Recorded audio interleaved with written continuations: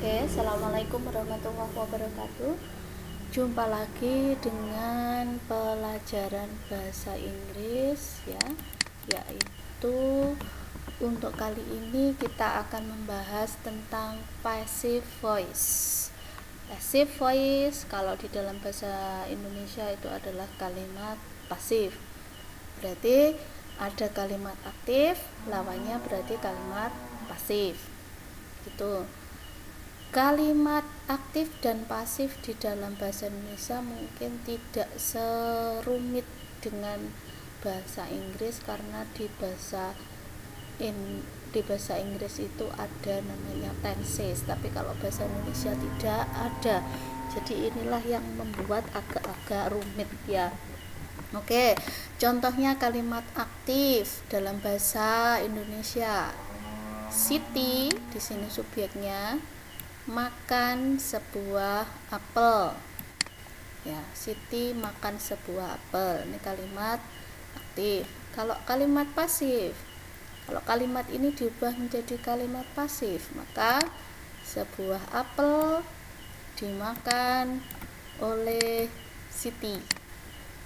Jadi kesimpulannya, kalau dalam bahasa Indonesia kalimat aktif itu kalimat yang kata kerjanya itu menggunakan kata me, sedangkan kalimat pasif itu menggunakan kata kerjanya menggunakan awalan di atau per gitu. Oke, itu tadi contoh di dalam bahasa Indonesia. Sekarang bagaimana dengan bahasa Inggris? Nah, nanti kita akan mempelajari di sini bagaimana cara mengubah kalimat aktif menjadi kalimat pasif. Nanti kita akan mempelajarinya di sini. Oke. Selanjutnya, jikalau kita ingin merubah kalimat aktif menjadi kalimat pasif, maka ada syarat yang harus diperhatikan. Syarat yang pertama adalah bahwa kalimat tersebut harus berupa kalimat transitif. Apa itu kalimat transitif? Kalimat transitif adalah kalimat yang mempunyai objek. Itu namanya kalimat transitif. Jadi, kalau kalimat tersebut tidak mempunyai objek, maka tidak akan pernah bisa diubah menjadi kalimat pasif. Contohnya, they cried loudly. Mereka menangis dengan keras. Mereka adalah subjek, cry, menangis, itu adalah kata kerja. Loudly di sini adalah dengan keras. Dengan keras itu bukan objek tapi keterangan. Ini tidak bisa diubah menjadi kalimat pasif karena tidak ada objeknya. Contoh yang kedua, the dancers dance beautifully. Penari itu menari dengan indahnya. Ini tidak ada objeknya, maka kalimat ini tidak bisa diubah menjadi kalimat pasif. Oke. Terus contoh yang ketiga, Vina sweeps the floor. Vina menyapu lantai. Vina di sini subjek, sweeps di sini adalah kata kerja yang artinya menyapu, sedangkan the floor di sini adalah objek. Berarti dari ketiga contoh kalimat ini yang bisa diubah menjadi kalimat pasif adalah kalimat yang terakhir. Jadi kalimat yang ketiga ini, Vina sweeps the floor, ini adalah kalimat transitif. Oke, bisa dipahami dari sini? Oke, itu syarat yang pertama, kalimat harus mempunyai objek. Syarat yang kedua, objek kalimat aktif akan menjadi subjek pada kalimat pasif. Berarti dibalik nantinya. Kalau di kalimat aktif menjadi subjek, maka di kalimat pasifnya objek pada kalimat aktif itu akan menjadi subjek pada kalimat pasif. Oke, Itu tadi untuk syarat mengubah dari kalimat aktif menjadi kalimat pasif. Sekarang rumus kalimat pasif. Rumus dasar kalimat pasif adalah sebagai berikut. Di sini ada subjek, kemudian to be, kemudian verb 3. Ini rumus dasarnya.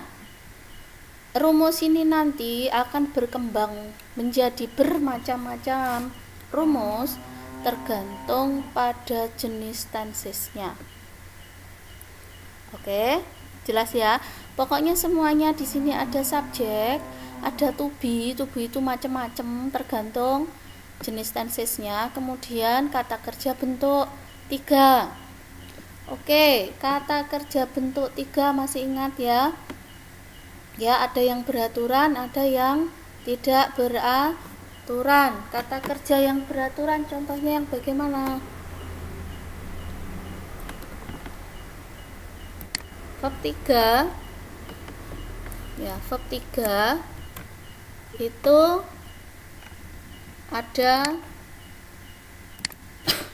ada dua macam.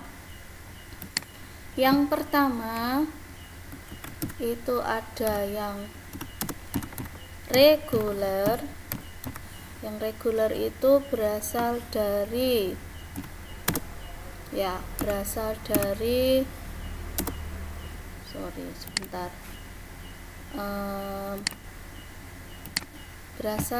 verb 1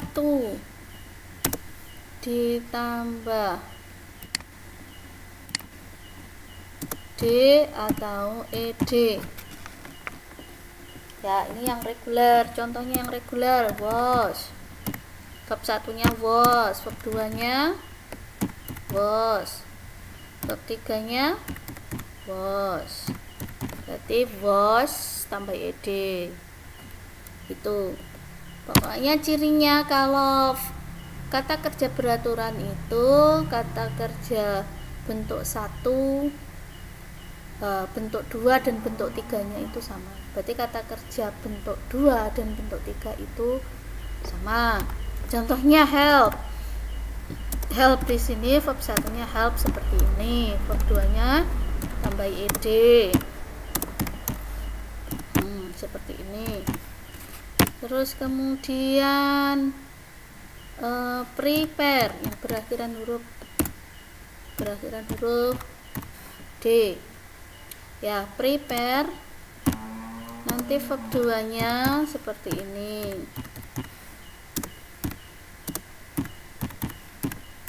Ya, prepared. Oke, ada lagi ada yang bisa menyebutkan? Oke, cry menjadi cried.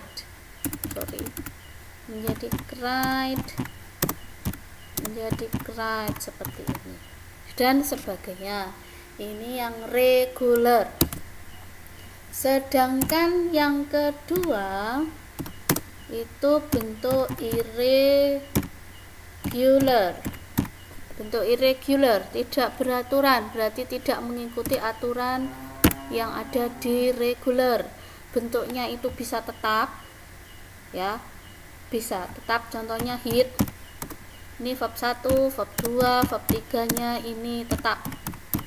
Ada lagi cut, verb 1, verb 2, verb 3-nya tetap.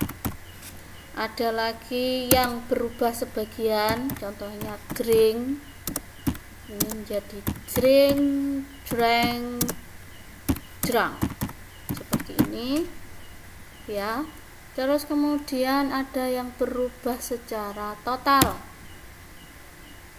contohnya go menjadi went, menjadi gone. Ini berubah secara total. Ini ada daftarnya tersendiri di irregular verb. Bisa lihat di kamus atau bisa surfing di internet atau bisa browsing di internet ya. Oke. Sekarang Kita mulai dari tenses yang pertama, yaitu simple present tense. Simple present tense. Untuk kalimat aktif rumusnya seperti ini. Subjek ditambah verb 1 atau verb 1 ditambah s atau es. Berarti yang verb 1 saja ini itu untuk subjek a, you, we, they.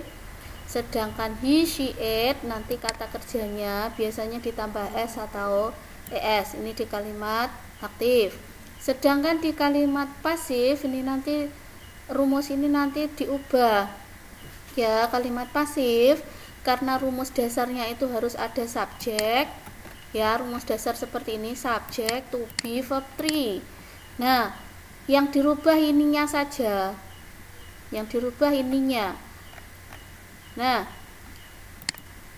untuk kalimat pasif simple present tense itu ada subjek, ya, to be-nya itu diganti, to be-nya adalah is atau am atau are ditambah verb 3. Oke, contohnya untuk kalimat aktif, Wati eats an apple. Wati di sini subjeknya, eats, ya, karena Wati di sini dia perempuan, maka di sini tambah s, verb 1 tambah s. An apple di sini adalah objek. Ini kalimat aktifnya. Terus bagaimana mengubahnya menjadi kalimat pasif?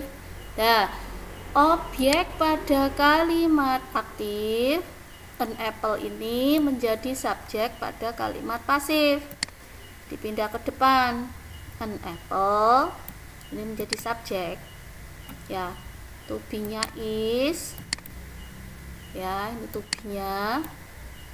Verb 3 kata kerja ini verb 1 diubah menjadi verb 3. Written by Wati. By Wati itu namanya kalau bahasa Inggris the doer, pelakunya. Ya, sebuah apel dimakan oleh Wati, gitu artinya. Contoh yang pertama. Sekarang contoh yang kedua. Oke. Untuk kalimat aktifnya, di sini ada Doni writes 2 stories. Doni di sini subjek, writes di sini menulis, itu verb 1 ditambah s, kemudian 2 stories, 2 cerita. Bagaimana mengubahnya menjadi kalimat pasif? Ya, berarti objek dari kalimat ini yaitu 2 stories menjadi subjek. 2 stories berarti 2 cerita. Ya, setelah subjeknya ketemu di sini to be-nya pakai apa? Kalau 2 stories berarti 2 cerita. 2 cerita berarti kan jamak. Berarti menggunakan to be are. Terus kemudian verb 3. Verb 3-nya adalah verb ini, writes ini diubah menjadi verb 3 yaitu written by Doni. Jadi 2 cerita ditulis oleh Doni. Oke, bisa ya? Oke. Terus kemudian simple past tense. Simple past tense itu untuk kalimat aktifnya seperti ini. Ada subjek, verb 2. Subjek ditambah verb 2. Untuk kalimat pasifnya itu nanti ada subjek, kemudian to be-nya itu menjadi was atau were, kata kerjanya bentuk 3. Ya, contohnya kalimat aktif, Vina bought a book. Vina di sini subjek, bought itu membeli yaitu verb 2. A book di sini adalah objek. Kalau diubah menjadi kalimat pasif, maka a book, sebuah buku, ini subjeknya. To be-nya ya seperti rumusnya ini. To be-nya pakai was atau were, karena di sini book itu satu, maka menggunakan was. Ya. Terus kata kerjanya menjadi verb 3. Ya, ingat, kata kerja bentuk satunya by, bentuk duanya bought, bentuk tiganya bought. Pokoknya harus hafal bentuk 1, 2, 3. Ya. Oke. Kita lanjut untuk contoh yang kedua. The girl read 2 books. Verb 2 dari read, membaca, itu verb 1, verb 2, verb 3-nya sama.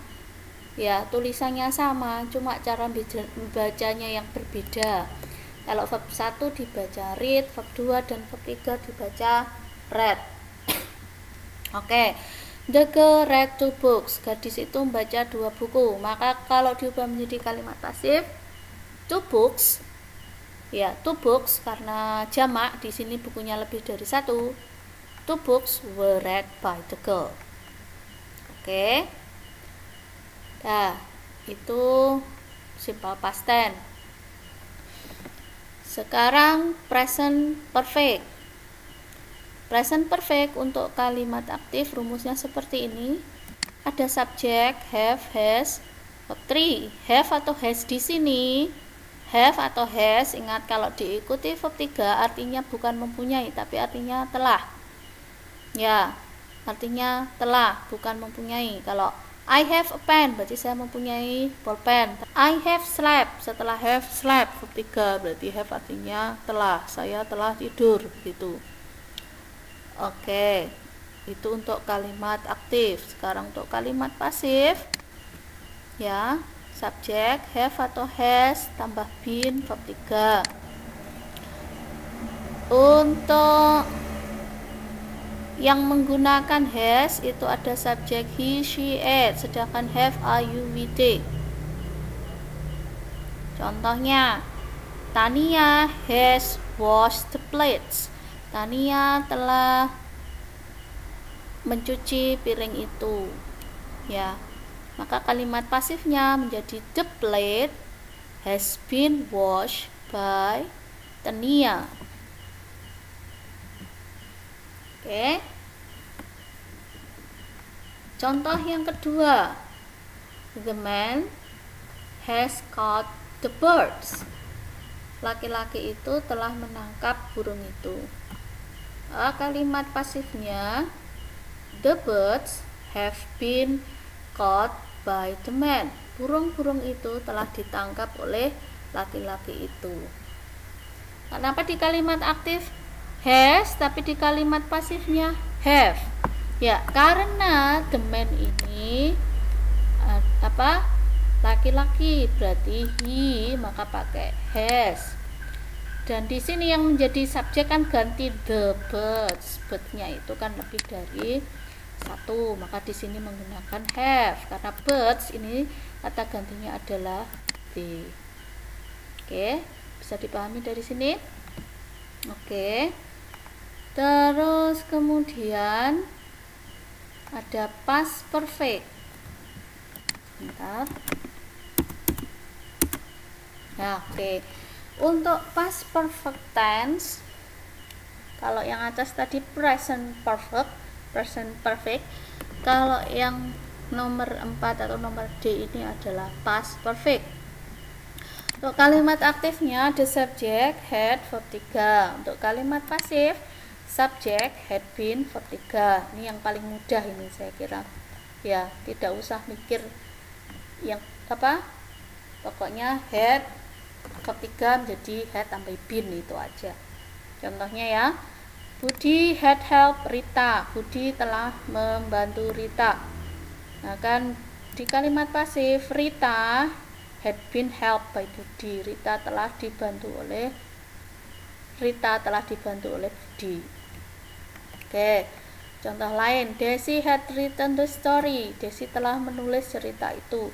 Maka di kalimat pasif the story had been written by Desi. Oke.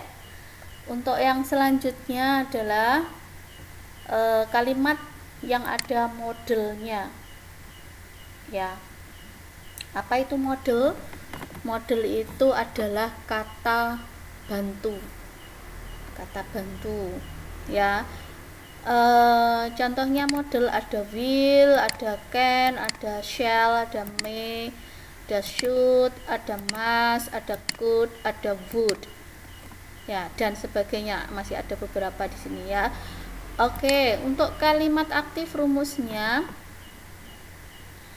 ada subjek, model, kemudian diikuti verb 1.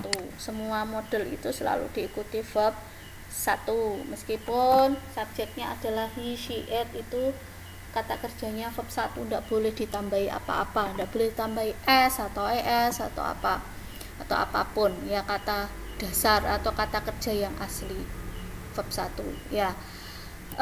Kemudian kalau menjadi kalimat pasif, maka rumusnya menjadi subjek, model, tambah be, verb 3. Ini yang paling mudah ini saya kira, ya. Contohnya, Sultan can repair the computer. Sultan dapat memperbaiki komputer itu. Maka di kalimat pasif, the computer, ya, komputer itu can be repaired, dapat diperbaiki oleh Sultan. Oke. Contoh kedua, the students must bring the laptops. Murid-murid harus membawa laptop. Maka di kalimat pasif, the laptops must be brought by the students. Laptop harus dibawa oleh siswa. Oke. Terus kemudian untuk present continuous,